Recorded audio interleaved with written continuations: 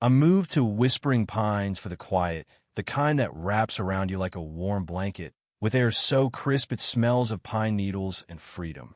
The cabin I inherited from my grandpa sat nestled on a slope above Crystal Lake, a simple A-frame with a porch that hugged the front like it was begging you to sit and stare at the mountains. Most nights, I'd park myself there with a mug of black coffee or a splash of bourbon, letting the wind hum its lonesome tune. This place was my escape, my slice of peace. Until she showed up. It was a Thursday mid-afternoon, the lake shimmering like glass under a lazy hawk circling overhead. I was halfway through my coffee when gravel crunched under tires. A sleek silver SUV purred on my driveway, one of those hybrids that somehow screams self-righteousness. Out stepped a woman in pressed slacks and a blazer with an HOA logo stitched on it. Her auburn hair pulled tight, sunglasses swallowing half her face, a clipboard clutched like a weapon. She strode toward my porch like she owned the dirt under her feet. I didn't budge, just watched her over the rim of my mug. "Can I help you?" I called, keeping my tone flat. She ignored me, snapping photos of my porch, my beat-up truck, even a stack of firewood I'd split last week. Then she turned, peering over her shades. "Are you the resident here?" she asked, voice sharp as a paper cut. "Yep," I said. Her lips twitched, not quite a smile. "I'm Victoria Langston, president of the Crystal Lake Homeowners Association. We're doing a compliance check." I let out a dry chuckle. "That's cute, but this land's not under your HOA. Never has been." Her eyes narrowed. "All lakefront properties fall under our oversight since the 2010 rezoning." I leaned back. "Not this one. Predates your little club. Deeds inside if you want to look." I didn't smile. She didn't bite. Instead, she whipped out her phone and dialed without breaking eye contact. "Yes, this is Victoria Langston at 22 Willow Creek Lane. About a possible squatter refusing to verify ownership. Send someone." I set my mug down slow, boots hitting the floorboards. "You serious, lady?" She stared through me like I was a ghost. "Vacate until we confirm you belong here," she said, voice cold as the lake in January. 15 minutes later, a sheriff's cruiser rolled in. Deputy Carter, a guy I knew from town, stepped out, hand resting easy on his belt. "Got a call about an unlawful occupant," he said, polite but wary. I stood calm. "Mind if I grab something?" He nodded, and I ducked inside, returning with the original deed and a faded plat map from '83. Carter scanned them, then raised an eyebrow at Victoria. "This land's private, ma'am. Outside, HOA bound since before the subby VY shown." Victoria's face froze, but she didn't blink. Just snapped her clipboard shut and marched back to her SUV, her eyes locking on mine through the windshield. "No scum, just a promise." The quiet came back, but it felt different, like the air was holding its breath. 3 days later, the next jab landed. A thick envelope showed up, hand-delivered, sealed with an HOA crest that looked like it belonged on a dictator stationery. "Official notice. Compliance required," it screamed in bold. Inside, a letter dripped with jargon, claiming my property's line-of-sight access to the lake made it environmentally integrated and subject to HOA rules. Translation: they wanted a key to my house for emergencies. I laughed so hard I spilled my coffee, then scrawled my reply in Sharpie on the back. "Not your land. Not your key. Not your business. Regards, Jay." I dropped it in their mailbox and figured that'd be that. It wasn't. Next morning, a shiny aluminum sign sprouted at the edge of my driveway. "Property under inspection. Do not enter."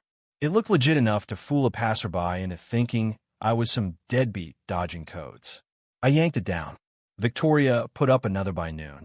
I replaced it with my own private land. Not under HOA. Trespassers get wet. I aimed a sprinkler at the stake for good measure. Things got weirder. A kid in an HOA lanyard thin. He said snapped photos of my porch, claiming he was a compliance intern. Flyers for approved siding colors and HOA landscaping deals started clogging my mailbox. One anonymous note, in loopy cursive, asked why I hated our shared VY shown. I stuck it on my fridge with a magnet shaped like a middle finger. Then I spotted her Eleanor Grayson, gray hair, long coat, lingering near my property line like she was casing the joint. I stepped out and she waved. Eleanor Grayson, HOA board, she called. Not here to fight. I raised an eyebrow. Your boss says otherwise. She smirked, lowering her voice. Off the record, that keen nonsense wasn't board approved. Victoria pushed it through solo. You didn't hear that from me. She shuffled off, but her words stuck. A crack in the armor. That night, I found white arrows spray painted on my driveway, pointing to my porch like I was a tourist trap. I stared, wondering if this was meant to scare me or just amuse her. The real fight came while I was planting a cedar sapling, shovel slicing through soft dirt, the kind of work that feels honest. I didn't hear her coming. Drop the weapon. I froze, dirt sliding off the blade. Victoria stood there, flanked by two rent-a-cops in khaki, their radios clearly fake. "You got to be kidding, you got to be kidding," I said, wiping sweat from my brow. She pointed like a prosecutor. He was swinging that shovel at pedestrians. I feared for our safety. The guards swapped awkward glances. One muttered, "This about a tree?" Before I could answer, a siren wailed. Deputy Carter pulled in, looking like he'd rather be anywhere else. "What's going on, Jake?" he asked. "Planting a tree," I said, gesturing to the sapling. Not exactly a crime spree. Victoria went full throttle. He was threatening the street with that tool.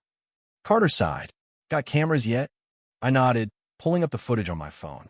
It showed me digging, whistling, alone until Victoria stormed in, flailing like a windmill. Her voice was faint but clear. "He'll break eventually. I'll make him leave." Carter turned to her, face hard. "This is your second false report, ma'am.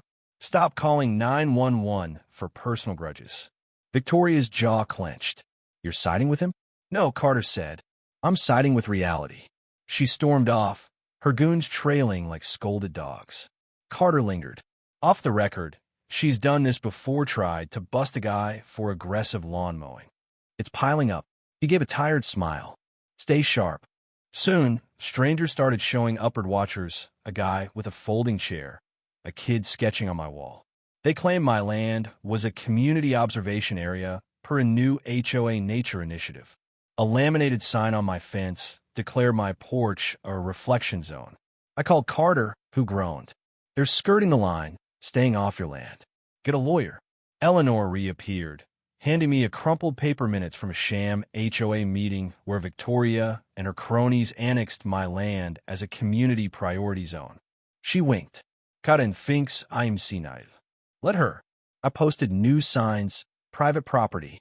Trespassers recorded and mocked. A Bluetooth speaker blared eagle screeches and chainsaw noises. The birdwatchers vanished.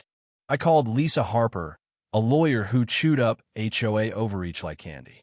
Her office smelled of cedar and vengeance.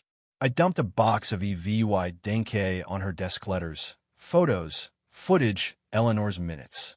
She grinned like a shark. "This is fraud wrapped in ego." My favorite. She spotted Victoria's fake stamp on a forged clause. "This whole circus runs on a due La 10 embosser." We filed a cease and desist and a county complaint, backed by deeds, GPS maps, and Eleanor's affidavit VYT. Another board member, Nate, slipped Lisa emails where Victoria bragged about reclaiming my land. "She's not sloppy," Lisa said. "She's predatory." Victoria didn't quit. One dawn, I found her in my driveway, shaking, claiming I'd threatened her with a gun. Two cruisers roared in. I raised my hands, nodding to my porch cam. The footage showed me sipping coffee, scratching my head, no weapon in sight. Carter cuffed her mid-rant. "That's another false report." Eleanor and a crowd, Nate, Ethan, even the sketchbook lady watched. "You can't do this." Victoria Sviekith. "I run this place." The cuffs clicked. Silence fell, heavy as the pines. 3 months later, court was a slaughter. Lisa laid out the case like a surgeon. Forged documents, false reports, harassment, board members testifying against Victoria. A former HOA staffer swore Victoria obsessed over aesthetic harmony, targeting non-HOA lots. Victoria's testimony was a train wreck rambling about delinquent energy and accusing Eleanor of neighborhood decay. The jury stared like she'd lost her mind. Guilty on all counts. Dula $120,000 in damages, 14 months probation, 200 hours of trail cleanup. The HOA was gutted, put under receivership.